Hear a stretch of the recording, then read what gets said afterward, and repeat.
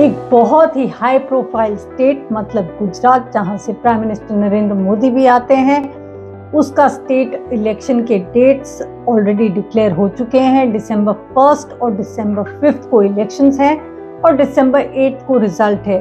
तो हमें कुछ पॉइंट्स को लेके फोकस में देखना चाहिए गुजरात को, क्योंकि ये एक बहुत ही इंटरेस्टिंग स्टेट है, एक सिम्टोमेटिक और सिंबॉलिक स्टेट है और इसको रीड करना बहुत ज़रूरी है और उसके बारे में जानकारी भी लेना इसीलिए बहुत ही ज़रूरी है। इस टाइम गुजरात के इलेक्शन टू प्रोंग से लेके नॉर्मली कांग्रेस और बीजेपी में वहाँ पे कॉन्टेस्ट रहता है और ट्रेडिशनली रहता आया है।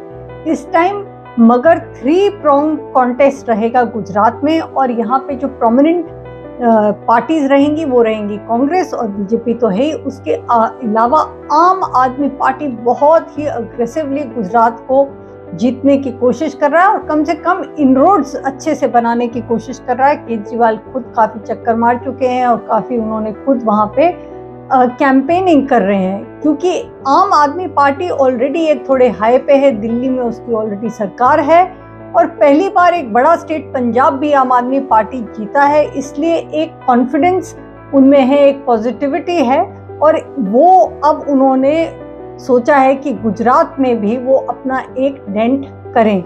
जब लास्ट टाइम एक 3 प्रोंग कॉन्टेस्ट हुआ तो शायद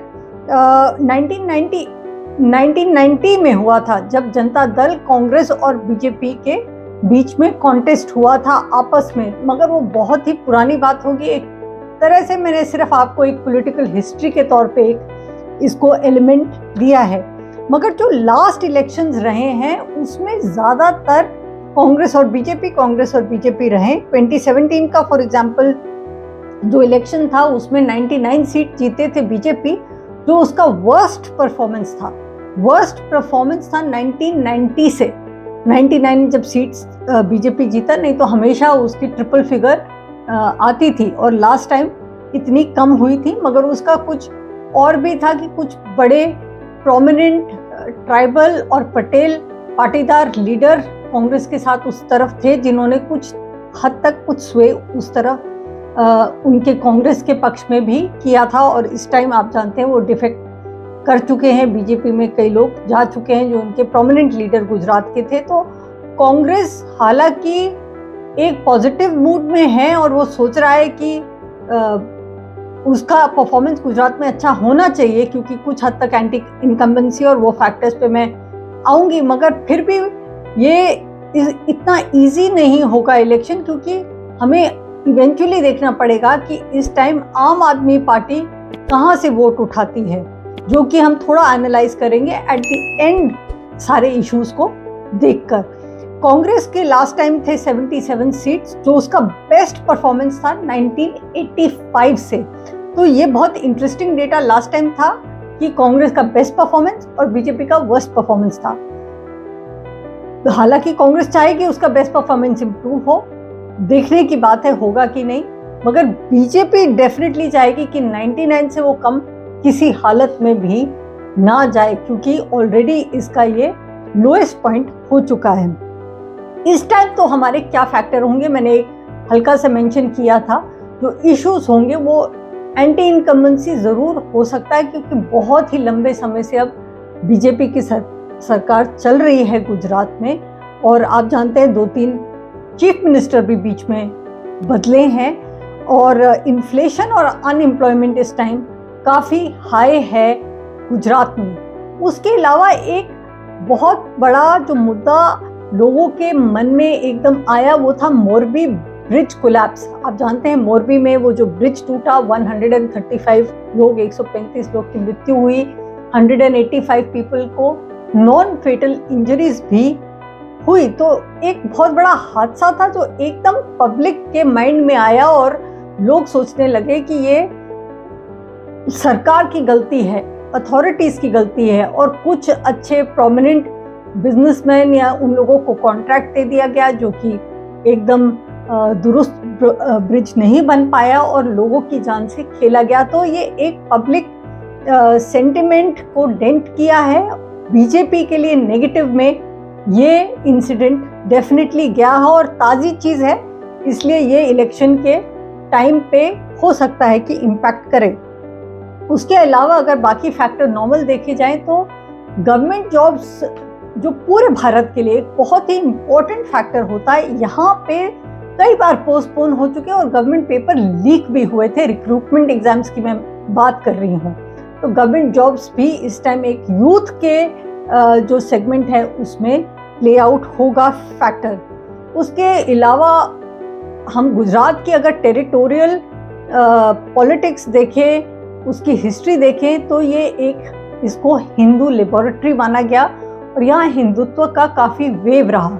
इस टाइम भी माइनॉरिटी और मेजॉरिटी की जो वोटिंग पैटर्न होगा काफ़ी अलग होगा। 9% मतलब 9% मुस्लिम पॉपुलेशन है गुजरात में। और एक जब आप जानते हैं गुजरात राइट्स हुए थे तो एक बहुत ही प्रोमिनेंट केस आगे आया था, वो था बिल्किस बानो का गैंग रेप केस, जो पूरे भारत में बहुत ही ज़्यादा उस केस को पब्लिसिटी मिली थी।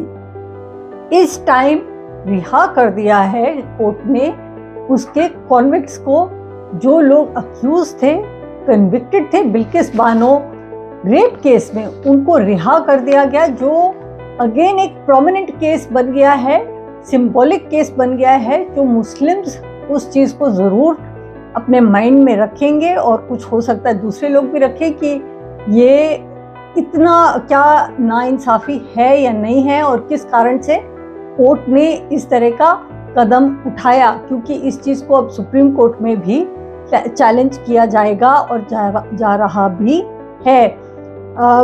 हो सकता है ऑल इंडिया मुस्लिम लीग जो ओवैसी की पार्टी है वो भी कहीं बीच में आए, थोड़ा इस सिचुएशन को एक्सप्लॉइट करने की कोशिश करे। उससे ज़्यादा मुझे लगता है आम आदमी पार्टी इस केस को एक्सप्लॉइट करेगा और ऑलरेडी कर रहा है कैंपेन्स के दौरान। तो ये मुस्लिम माइनॉरिटी और हिंदू मेजॉरिटी का जो इशू होता है गुजरात में, वो हमेशा प्ले आउट करता है और इस टाइम करेगा और खासकर इस केस को लेके ज़रूर ही करेगा।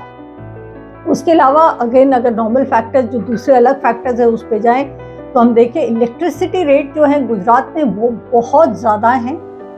इनफैक्ट इंडिया के सबसे हाईएस्ट इलेक्ट्रिसिटी रेट जो है वो गुजरात में है, तो वो काफ़ी बर्डन रहता है आम आदमी के लिए, जो आम जनता है उनके लिए। और गुजरात चैम्बर ऑफ कॉमर्स जो है, southern Gujarat chamber of commerce, उन्होंने भी डिमांड किया है कि बिजनेस लोगों के लिए, इंडस्ट्रियल यूनिट्स के लिए भी पावर टैरिफ को थोड़ा कम किया जाए।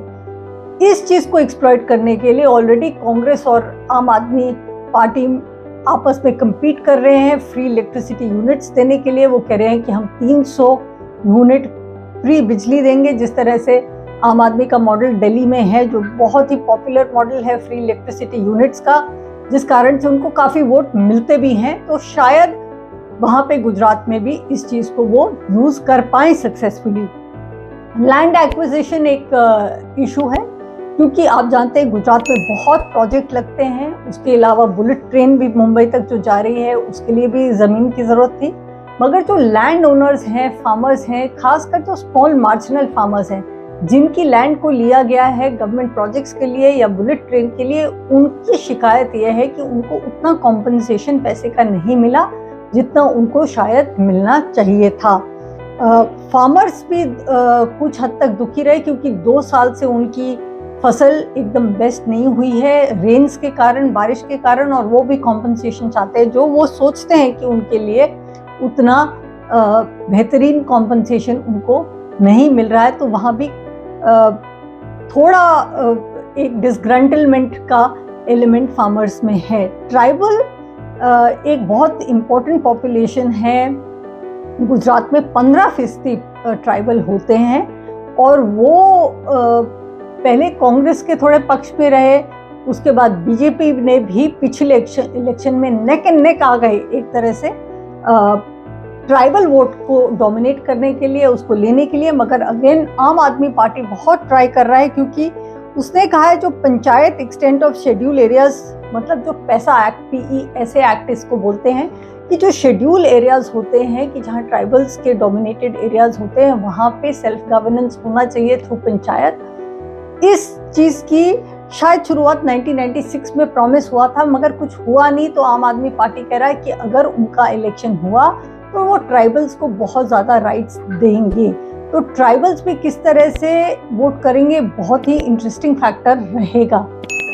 Last but not the least, जो बाकी चीज़ें होती हैं, normal education, health care, primary health care का इतना वहाँ पे इतना अच्छा स्टेट नहीं है जितना होना चाहिए। पहले एक टाइम पे रोड्स की जो बात करूँ तो गुजरात अपने आप को प्राइड करता था कि गुजरात के रोड हर जगह बहुत ही अच्छे हैं, मगर ये 6 साल में बात काफ़ी हद तक बदल चुकी है। क्योंकि अब मैं खुद पर्सनली बहुत इंडिया में ट्रैवल करती हूँ तो देखती हूँ कि बाकी स्टेट्स में कहीं ज़्यादा गुजरात से अच्छी रोड्स हो चुकी हैं।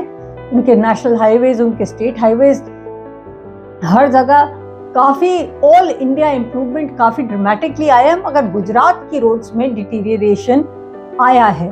तो ये सब जो फैक्टर्स होते हैं इलेक्शन में वो तो प्ले आउट होंगे। तो इवेंचुअली क्या होगा उसके एक ऊपर ओवर आर्किंग फैक्टर होता है, जिसे ओवर आर्किंग फैक्टर बोलते हैं, वो है नरेंद्र मोदी का। वो अभी तक गुजरात में और गुजरात की जनता में उनका बहुत ही वो उनके दिलों में समाये हुए हैं। वो उनको बहुत ही प्राइड से देखते हैं कि उन्हीं के स्टेट का कोई पर्सनालिटी पूरे भारत को लीड कर रहा है। और मोदी जी के नाम पे बहुत वोट मिल जाता है बीजेपी को। और इस टाइम भी जो फैक्टर्स मैंने बताए वो ज़रूर प्ले आउट करेंगे, मगर मोदी जी के नाम पे जो बीजेपी को वोट मिलता है वो तो मिलेगा ही। एक एस्टिमेट या एक गेस्टिमेट हम कर सकते हैं। मगर सबसे इम्पोर्टेंट फैक्टर इस इलेक्शन में ये रहेगा कि आम आदमी पार्टी किस वोट बैंक को तोड़ती है। क्योंकि जब ज़्यादातर वोट हमेशा डिस्ट्रीब्यूट होता था कांग्रेस और बीजेपी के बीच में, वो किसका वोट खाएगी। अगर उसने कांग्रेस का वोट तोड़ के उस वोट बैंक को कैप्चर किया तब तो वो फायदा एक्चुअली बीजेपी को जाएगा।